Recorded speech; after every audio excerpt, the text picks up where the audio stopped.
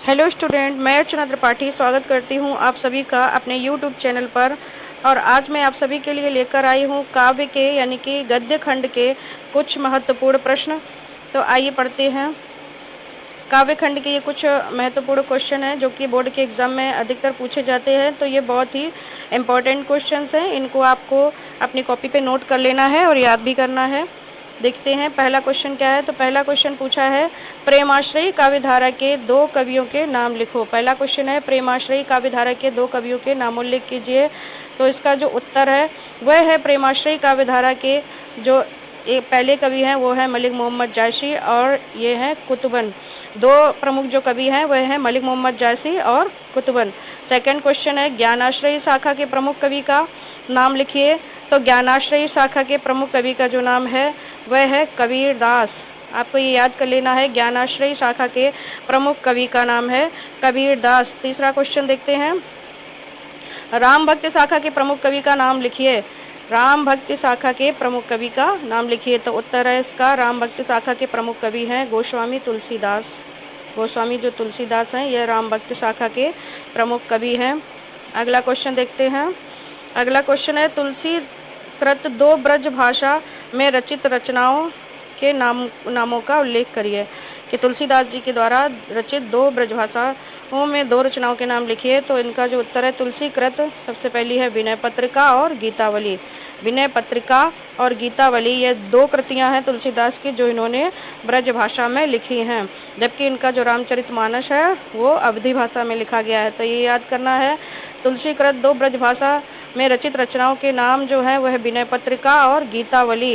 Important question है, ये दोनों कृतियां इन्होंने ब्रजभाषा में लिखी हैं। अगला क्वेश्चन देखते हैं। अगला क्वेश्चन है कृष्ण भक्ति शाखा के प्रमुख कवि का नामोल्लेख कीजिए। कृष्ण भक्ति शाखा के, यह राम भक्ति शाखा के हैं तुलसीदास जी और कृष्ण भक्ति शाखा के हैं सूरदास। कृष्ण भक्ति शाखा के प्रमुख जो कवि हैं उनका नाम है सूरदास। सूरदास कृष्ण भक्ति शाखा के प्रमुख कवि हैं। अगला क्वेश्चन देखते हैं। अगला क्वेश्चन है किसी एक रीत मुक्त कवि का नाम लिखिए। अथवा, इसी में दो क्वेश्चन पूछे गए, किसी एक रीत मुक्त कवि का नाम लिखिए अथवा रीत मुक्त काव्य धारा के किसी एक कवि का नाम लिखिए। मतलब किसी एक रीत मुक्त कवि का नाम लिख दीजिए जो रीत मुक्त कवि हो, नहीं तो किसी रीत मुक्त काव्य धारा के किसी एक कवि का नामोल्लेख कीजिए। ऐसे कभी घुमाकर भी क्वेश्चन पूछ देते हैं, तो इसलिए इसको अथवा में लिखा गया है। तो इसका उत्तर है रीत मुक्त काव्य धारा के कवि हैं घनानंद। चाहे ये पूछ दे कि रीत मुक्त कवि का नाम लिखिए और चाहे ये रीत मुक्त काव्यधारा के किसी एक कवि का नाम लिखिए, तो दोनों का आंसर है घनानंद। चलते हैं अगले क्वेश्चन पर। तो अगला क्वेश्चन पूछ रहा है रीत काल के प्रतिनिधि कवि का नाम लिखिए। रीत काल के जो प्रतिनिधि कवि हैं उनका नाम लिखना है। तो उत्तर है इसका रीत काल के प्रतिनिधि कवि हैं बिहारी जी, कविवर बिहारी जिनको कहते हैं। तो इनका रीत काल के प्रतिनिधि कवि हैं बिहारी। सतसई में किस रस की प्रधानता है? बहुत ही इंपॉर्टेंट क्वेश्चन है। बिहारी सतसई में किस रस की प्रधानता है? तो बिहारी सतसई में श्रृंगार रस की प्रधानता है।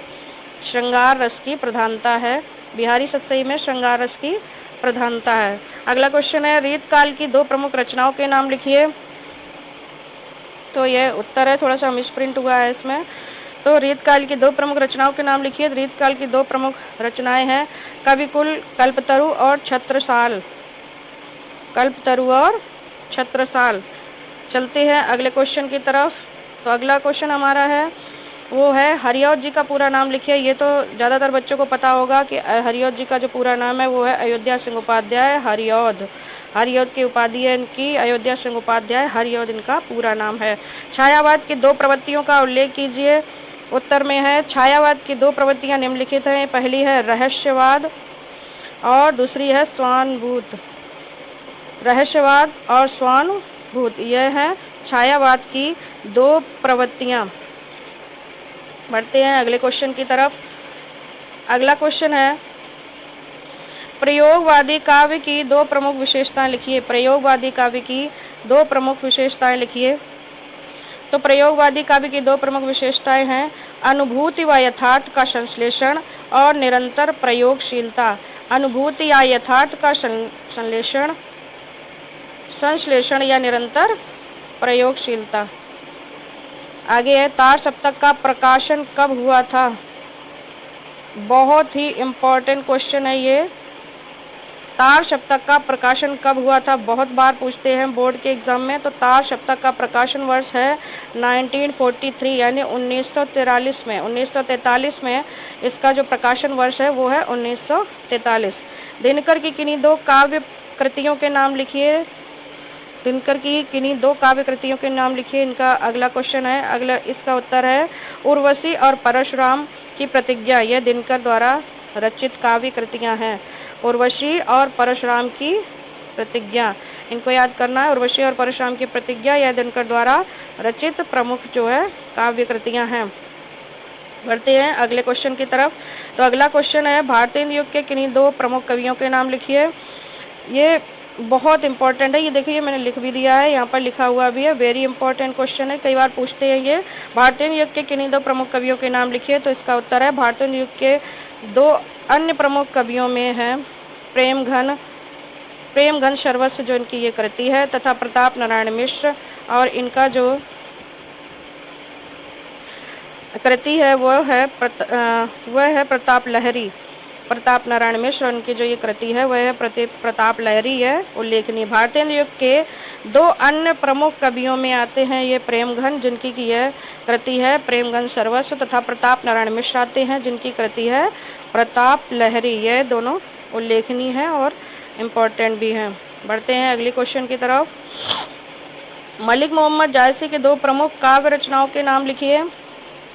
अगला क्वेश्चन है मलिक मोहम्मद जायसी की दो प्रमुख काव्य रचनाओं के नाम लिखिए। तो ये बहुत ही इंपॉर्टेंट है, ये तो आपको बिल्कुल याद रखना है। मलिक मोहम्मद जायसी की दो प्रमुख काव्य रचनाएं हैं, पहली है पद्मावत और दूसरी है आखिरी कलाम। पद्मावत और आखिरी कलाम दोनों ही बहुत ही प्रसिद्ध कृतियां हैं, इनकी रचनाएं हैं, तो इसको आपको याद कर लेना है। बढ़ते हैं आगे की तरफ।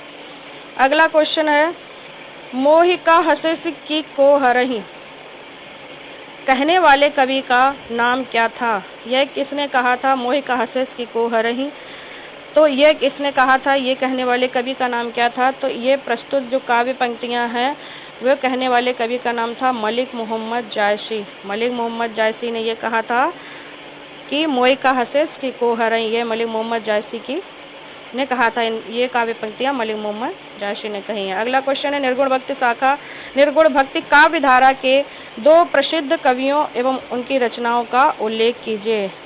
निर्गुण भक्ति काव्य धारा के दो प्रसिद्ध कवियों एवं उनकी रचनाओं का उल्लेख कीजिए। तो इसका उत्तर है निर्गुण भक्ति काव्य धारा के दो प्रसिद्ध कवि एवं उनकी रचनाएं निम्नलिखित हैं। पहली है ज्ञानाश्रयी शाखा के कबीरदास द्वारा रचित बीजक। याद कर लेना है आपको, कबीरदास द्वारा, ये कबीरदास जो थे ये ज्ञानाश्रयी शाखा के थे और कबीरदास द्वारा रचित ग्रंथ है वो है बीजक। और दूसरा है प्रेमाश्रयी शाखा के मलिक मोहम्मद जायसी। प्रेमाश्रयी शाखा के मलिक मोहम्मद जायसी हैं, इनके द्वारा रचा गया है पद्मावत, जो कि अभी ऊपर आपने पढ़ा है। इनके द्वारा जो रचित ग्रंथ है वह है पद्मावत, यह मलिक मोहम्मद जायसी के द्वारा रचित ग्रंथ है। और ज्ञानाश्रयी शाखा के कबीरदास जी जो हैं इनके द्वारा रचित ग्रंथ है उसका नाम है बीजक। बहुत ही इम्पोर्टेंट क्वेश्चन है, आपको याद रख लेना है ये। इसके बाद आगे बढ़ते हैं। सगुण भक्ति धारा के दो प्रमुख कवियों के नाम लिखिए। सगुण भक्ति धारा के दो प्रमुख कवियों के नाम लिखिए। तो उत्तर में आपको लिखना है रामाश्रयी शाखा के तुलसीदास हैं, है ना। रामाश्रयी शाखा के जो हैं वो हैं तुलसीदास। इनकी रचना है रामचरितमानस। इनकी रचना क्या है, रामचरितमानस। ये भी इम्पोर्टेंट क्वेश्चन है, इनको आपको याद कर लेना है। और इसके बाद कृष्णाश्रयी शाखा जो है, कृष्णाश्रयी शाखा के हैं सूरदास और इनकी रचना है सूर सागर। तो सगुण भक्ति धारा के दो कवियों के नाम लिखिए। निर्गुण में आते हैं मलिक मोहम्मद जायसी और सगुण में आते हैं, यह जो सगुण भक्ति धारा में दो कवि आते हैं वह हैं तुलसीदास जो कि राम भक्त थे, रामाश्रयी शाखा के अंतर्गत आते हैं। इनकी रचना जो है वो बहुत ही फेमस है, हम सब जानते हैं, रामचरितमानस। और कृष्णाश्रयी शाखा के सूरदास जी हैं और इनकी ये जो रचना है सूर सागर, ये हम सब जानते हैं, इम्पॉर्टेंट है, इनको आपको याद करना है और लिखना भी है। बढ़ते हैं अगले क्वेश्चन की तरफ और ये है हमारा आखिरी क्वेश्चन। ये 20वां क्वेश्चन है, यानी कि ये लास्ट क्वेश्चन है। तो गोस्वामी तुलसीदास द्वारा रचित 2 ग्रंथों के नाम लिखिए। इम्पॉर्टेंट है, ये पूछते हैं बहुत ज़्यादा। गोस्वामी तुलसीदास द्वारा रचित 2 ग्रंथों के नाम लिखिए, अथवा करके भी पूछा। अथवा रामचरितमानस के रचयिता कौन है, यह किस काल की रचना है। तो रामचरितमानस के रचयिता कौन है, ये तो हम सब में से ज़्यादातर स्टूडेंट जानते ही होंगे, लेकिन यह किस काल की रचना है ये भी पूछ देते हैं। तो इसको आपको पढ़ना है। इसके उत्तर में है कि यह गोस्वामी तुलसीदास की रचना है। यह गोस्वामी तुलसीदास की रचना है और यह भक्ति काल के प्रतिनिधि कवि हैं। भक्ति काल के प्रतिनिधि कवि कौन है, गोस्वामी तुलसीदास। और इनका जो प्रमुख ग्रंथ है वह है रामचरितमानस। यह अवधी भाषा में लिखा गया है तथा रामचरितमानस तथा विनय पत्रिका जो है यह ब्रजभाषा में उल्लेखनीय है। इनके जो ग्रंथ थे वह, इनका जो सबसे प्रमुख ग्रंथ है वह है रामचरितमानस जो कि अवधी भाषा में लिखा गया, तथा विनय पत्रिका जो कि ब्रज भाषा में उल्लेखनीय है तुलसीदास जी के। तो ये सारे क्वेश्चन जो थे वो इम्पोर्टेंट क्वेश्चन है, तो इनको आपको अपनी कॉपी में नोट करना है और याद भी कर लेना है। उम्मीद है आपको वीडियो पसंद आया होगा, और अगर आपको कोई परेशानी है तो आप मुझे कमेंट बॉक्स में कमेंट कर सकते हैं। Thanks for watching.